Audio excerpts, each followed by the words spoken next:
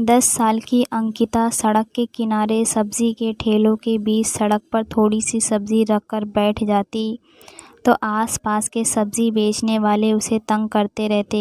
कुछ दिन से एक पुलिस वाला आता और अंकिता को पैसे दिए बगैर सब्जी ले जाता और वो मासूम बच्ची आंखों में आंसू लिए देखती रह जाती और दुकानदार उसे देखकर हंसने लगते। 7 दिन गुजर गए लेकिन अंकिता सब्जी बेचने ना आई तो पुलिस वाला अंकिता के घर का पता पूछकर उसके घर गया तो सामने का मंज़र देखकर उसकी रूह कांप गई। वहाँ पर तो 10 साल की अंकिता ने दोनों हाथों में शॉपर पकड़े हुए थी जो बहुत ही ज़्यादा वज़न था। वो बड़ी मुश्किल से ही उन्हें उठाकर चल रही थी। जैसे ही वो बाज़ार पहुंची तो सारे सब्ज़ी वाले उसे नफ़रत भरी नज़रों से देखने लगे, लेकिन वो बेचारी अपनी नज़रें झुका ली। उसकी बेबसी थी जो उसे यहाँ लाई थी। उसने सब्ज़ी वालों के ठेलों के बीच में बची हुई जगह पर अपने शॉपर रखे और हर एक शॉपर से एक सफ़ेद रंग का कपड़ा निकाला, उसे अच्छी तरह से सड़क पर बिछाया और थैलियों में सब्जियां निकालकर उस पर रखने लगी। ये देखकर एक सब्ज़ी वाले ने जानबूझकर टमाटर पर अपनी चप्पल रख दी। उसकी वजह से 2-3 टमाटर कुचलकर बिल्कुल ही ख़राब हो चुके थे। वो कहने लगी, चाचा ये क्या कर रहे हो? मेरी सब्ज़ी क्यों ख़राब कर रहे हो? ये उसने जानबूझकर किया था, लेकिन फ़ौरन से उस आदमी ने पाँव पीछे किया और कहने लगा, ओह मुझे माफ़ करना बिटिया, मुझे नज़र नहीं आया। अंकिता ने शिकवा भरी नज़रों से उस आदमी को देखा जो कमीनगी से हंस रहा था और उस पर यह जता रहा था कि उसने जानबूझकर ये हरकत की है। उसे याद आने लगा कि कैसे उसकी मम्मी ने एक एक सब्ज़ी को धोया था ताकि वो बासी ना लगे, फिर उसे कपड़े से साफ़ करके चमकाया था ताकि देखने वालों की आंखों को सब सब्ज़ी ताज़ा लगे और उसकी बेटी अच्छे पैसे कमाकर वापस आए ताकि सब पेट भरकर खाना खा सके। अंकिता की मम्मी पोलियो की मरीज़ थी और उसके पापा बेचारे अपाहिज के अटैक की वजह से घर पर ही रहते थे और अंकिता उनकी बड़ी औलाद थी। अंकिता के मम्मी पापा इस काबिल ना थे कि वो बाहर जाकर कमाकर बेटी का पेट भर सके। अंकिता से छोटे 2 भाई थे जिन्हें उनकी मम्मी घर पर संभालती थी। पापा को जब फालिज का अटैक हुआ तो उनके पास जो जमा पूंजी थी वो बस कुछ हज़ार की सूरत में ही थी। जब अंकिता के पापा का दोस्त उनसे मिलने आया, अंकिता के पापा पंकज ने अपने दोस्त के सामने टेढ़े मुंह के साथ और कपकपाते हुए हाथों के साथ आंसू बहाते हुए अपनी मुश्किल उसे बताई। वो कहने लगा, देखो तुम जानते हो पंकज कि मैं खुद भी एक गरीब इंसान हूँ, तुम्हारी मदद नहीं कर सकता। रिक्शा चलाता हूँ और मंडी से सब्ज़ी बेचने वाले ठेलों के लिए सब्ज़ी लाता हूँ। हाँ, तुम्हारी ये मदद कर सकता हूँ कि तुम्हारे कुछ हज़ार रुपये मैं अपने साथ ले जाता हूँ और मंडी से सब्ज़ी लाकर दे देता हूँ। ये सुनकर पंकज की आंखों से फिर से आंसू फूटकर गिरने लगे। बहुत मुश्किल से वो मुंह टेढ़ा करके कहने लगा कि मैं इस काबिल कहाँ के 4 पाई से उठकर खुद से बैठ भी सकूं। सब्ज़ी अगर तुम ला भी दो तो मैं बेचूंगा कहाँ? हमारा घर तो ऐसी जगह पर नहीं है कि घर के बाहर ही मेरी पत्नी सब्ज़ी लगाकर बैठ जाए तो उसे कोई ख़रीदेगा। रिक्शे वाले ने कहा कि देखो पंकज, तुम्हारी बड़ी बेटी तो है ना, अरे कुछ हज़ार की कोई बहुत ज़्यादा सब्ज़ी थोड़ी आ जाएगी। मैं रोज़ ही मंडी जाता हूँ तो तुम्हारी बेटी बाज़ार चली जाए जहाँ पर सब्ज़ी बेचने वाले होते हैं, वहीं छोटी सी चादर बिछाकर अपने कारोबार की शुरुआत करे, ऊपर वाला ज़रूर उसमें मुनाफा देगा। फिर जो सब्ज़ी उनमें से थोड़ी बहुत गल जाए तो तुम्हारी पत्नी घर पर भी पका सकती है, उसमें अच्छा मुनाफा है। फिर उसने बताया कि मंडी से मैं जो सब्ज़ी उन्हें मिलती है उससे डबल कीमत पर बाज़ारों में बिकती है। ये सुनकर पंकज भी सोच में पड़ गया था। उसके पास उस वक्त सिर्फ 4 या 5 हज़ार रुपये थे जो उसने अपने दोस्त को पकड़ा दिए। रिक्शे वाले ने वो पैसे अपनी जेब में डाले और कहने लगा, तू फिक्र ना कर, मैं रोज़ मंडी जाता हूँ, ठेले वालों के लिए सब्ज़ी लेकर आता हूँ, इसलिए मंडी में मेरी बड़ी जान पहचान हो गई है। मैं तुम्हारे पैसों से ज़्यादा सब्ज़ी उठाकर ले आऊँगा, वो मुझे कुछ नहीं कहेंगे। मैं कह दूँगा कि मुझे घर के लिए लेनी है। फिर उसने राज़दारी में कहा कि वो लोग तो मुझे मुफ़्त में भी थोड़ी बहुत सब्ज़ी दे देते हैं जो मैं घर में लाकर पकवा लेता हूँ। बहरहाल यहाँ तक तो बात समझ आती थी कि मंडी से सब्ज़ी आएगी और डबल कीमत पर बिकेगी।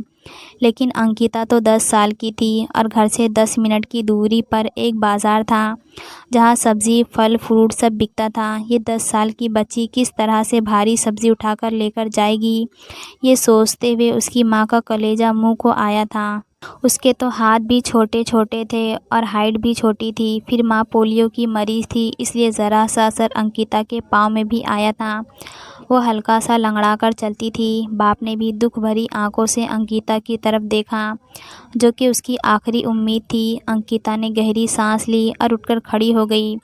अपने पापा के पास आई और अपने हाथों से उनके आंसू साफ़ करने लगी। कहने लगी कि पापा, मैं कोई छोटी बच्ची थोड़ी हूँ जो आप लोग इस तरह परेशान हो रहे हैं।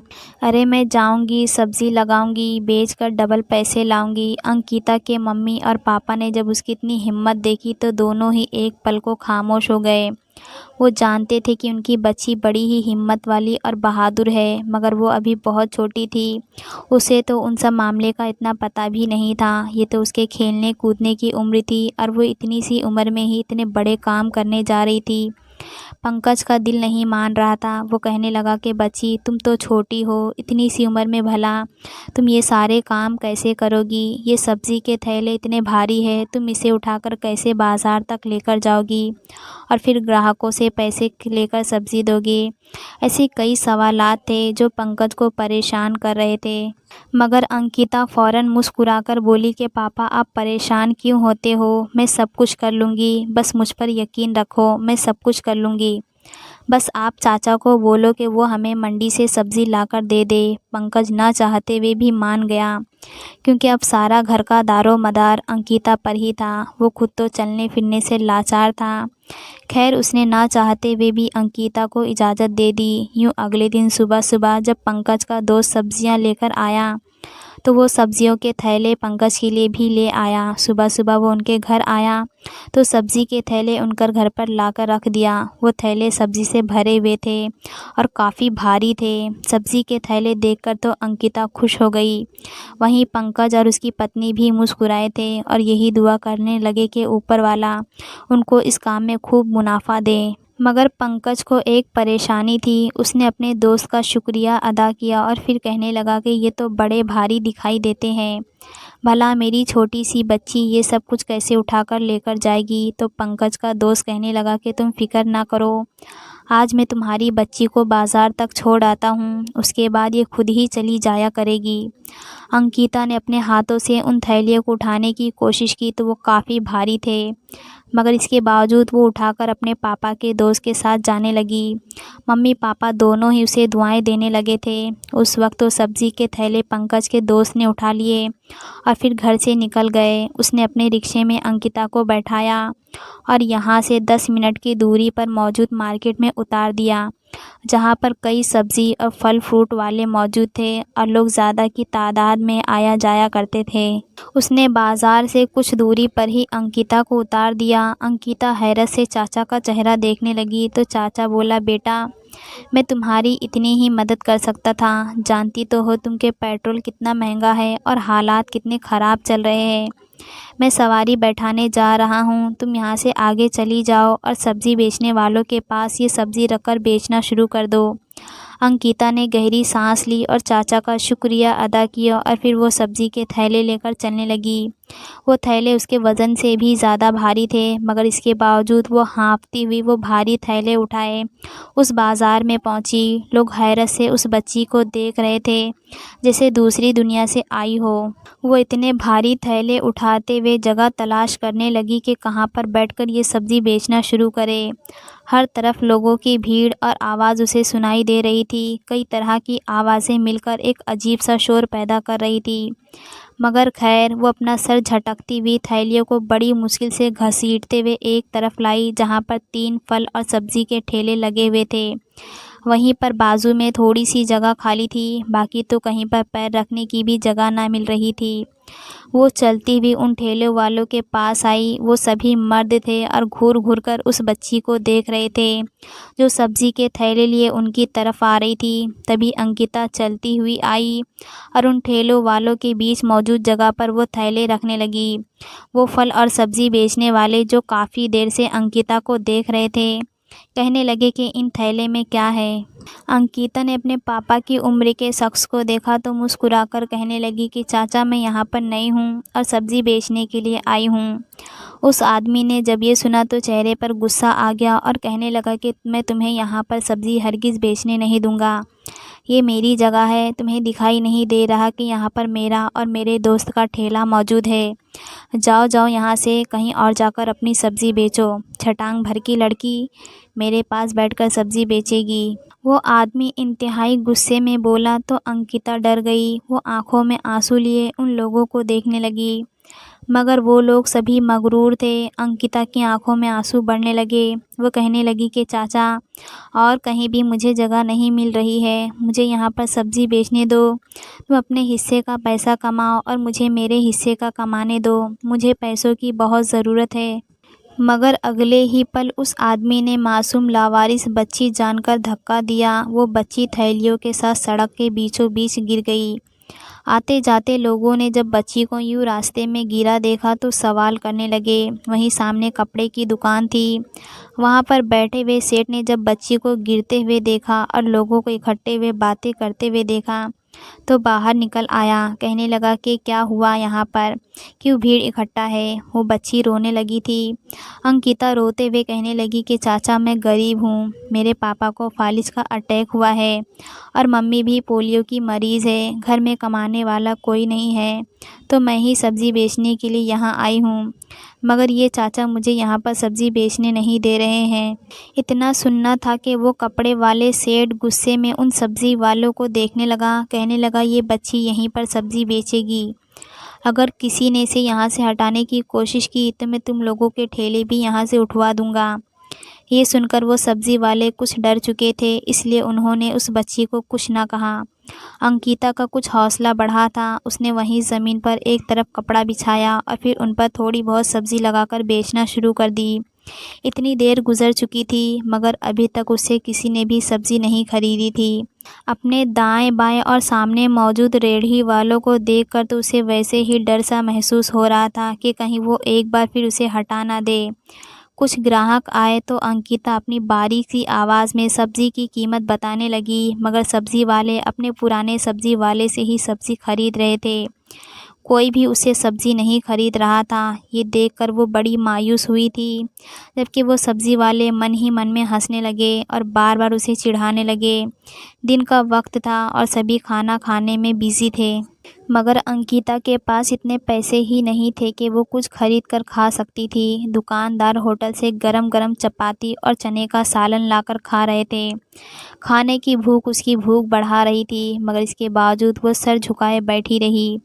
खुशबू से उसके मुंह में पानी भर आ रहा था और पेट में चूहे दौड़ रहे थे, मगर इसके बावजूद वो खामोशी से सर झुकाए बैठी ही रही कि तभी वहाँ पर एक आदमी गुजरा जो अपनी वैन में जा रहा था। वो सब्ज़ी बेचने वालों के पास आकर रुका तो फ़ौरन दोनों सब्ज़ी बेचने वाले, फल बेचने वाले अपनी अपनी सब्ज़ी और फल की कीमत बताने लगे, मगर उसने उन दोनों को नज़रअंदाज करते हुए उनके बीच में बैठी हुई अंकिता पर नज़र दौड़ाई। वो बच्ची सर झुकाए बहुत ही उदास लग रही थी। तो वैन वाले ने अंकिता से कहा कि बेटा, ये प्याज टमाटर कितने रुपए की दोगी? अंकिता तो खुश हो चुकी थी, फ़ौरन कीमत बताने लगी। तो उस आदमी ने 2 किलो प्याज और 1 किलो टमाटर खरीद लिए और उसके पैसे अंकिता के हाथ में दे दिए। वो पैसे देखकर तो अंकिता फूल की तरह खिल उठी थी। ये उसकी पहली कमाई थी। वो आंखों में मोटे मोटे आंसू लिए उस गाड़ी वाले का शुक्रिया अदा करने लगी। उस दिन उसने 500 रुपये की कमाई की थी। वो खुशी खुशी घर आई तो कुछ सब्ज़ी अभी भी बची पड़ी थी। ज़्यादा कमाई नहीं हुई थी, मगर इसके बावजूद उसकी मम्मी ने उसे सीने से लगा लिया। उन्होंने 250 रुपये अलग रख दिए और 250 रुपये इस्तेमाल के लिए रख लिए। अगले दिन एक बार फिर अंकिता सब्ज़ी बेचने के लिए गई। आज तो सब्ज़ी बेचने वालों के तेवर ही बदले हुए थे। वो गुस्से से अंकिता को देख रहे थे। जैसे ही अंकिता ने सब्ज़ी लाकर ज़मीन पर बिछाई तो फल बेचने वाला फ़ौरन बहाने से फ़ोन पर बात करता हुआ वहाँ से गुज़रा और थैले को पैरों की ठोकर मार दी। जैसे ही थैला गिरा तो कई टमाटर और आलू सड़क पर गिर गए। इससे पहले कि अंकिता उठाने जाती, ऊपर से मोटरसाइकिल और गाड़ी गुजर कर चली गई। कितने ही टमाटर और आलू खराब हो चुके थे, सिर्फ एक ही सलामत बचा हुआ था, जिसे वो उठाकर ले आई। आज तो सुबह सुबह ही उसका अच्छा खासा नुकसान हो चुका था। उसने एक नज़र उस फल वाले पर डाली जो अभी तक फ़ोन पर बात कर रहा था। वो कहने लगी कि चाचा ये क्या किया, जानबूझकर मेरे थैले को लात मार दी, कितना नुकसान हो गया। तो वो फल वाला फ़ौरन भड़क कर कहने लगा कि ए लड़की, छटांग भर की तो हो, फिर लड़ाई करती हो। मैंने जानबूझकर तो नहीं मारा, ये तो गलती से ठोकर लग गई थी। वो बड़े थे इसलिए अंकिता खामोश हो गई। उस दिन जब लोग वहाँ पर सब्ज़ी लेने आए तो उन्होंने बड़े सब्ज़ी वालों से ज़्यादा अंकिता को अहमियत दी। जो भी सब्ज़ी लेने वाला आता वो सीधा अंकिता के पास ही आता।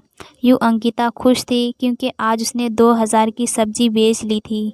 बाकी कुछ सब्ज़ी बासी हो चुकी थी, इसलिए ग्राहक वापस लौट गए, मगर वो इतने पर भी खुश थी।